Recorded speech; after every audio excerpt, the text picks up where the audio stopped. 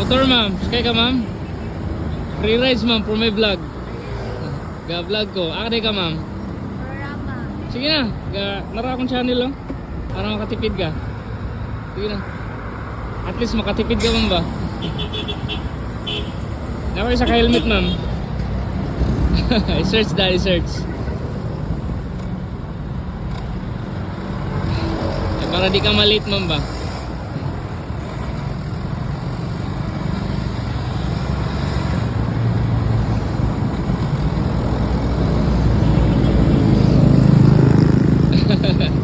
Search gini ma'am. Kana i-search gini ma'am para make sure ba nga legit ka ba? Tama yung ginagawa mo ma'am kasi mahirap na ngayon eh.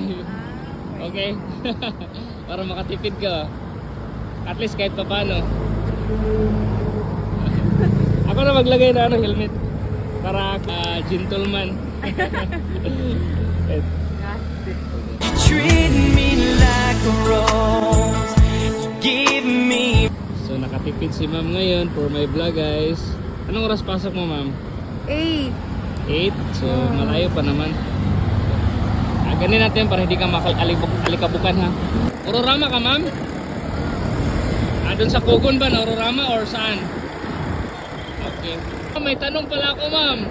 Magkano usually binabayad mo pamasahe dito papunta doon sa Ororama?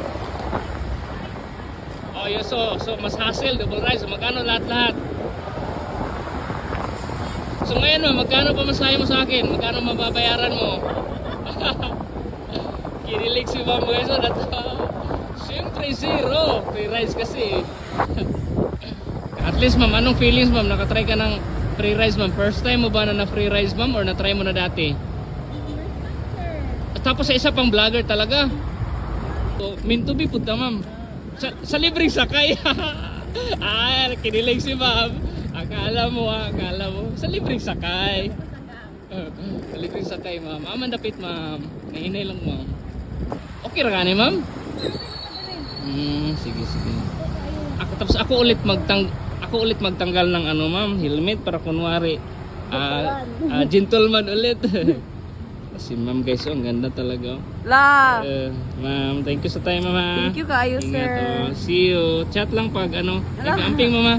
Yes, sir. Pwede kita mag-picture, sir? Oh, picture ta ma'am, sige. Wait, sir. Sa watang tangon po na ako ni. I'd spend 10,000 hours, 10,000 more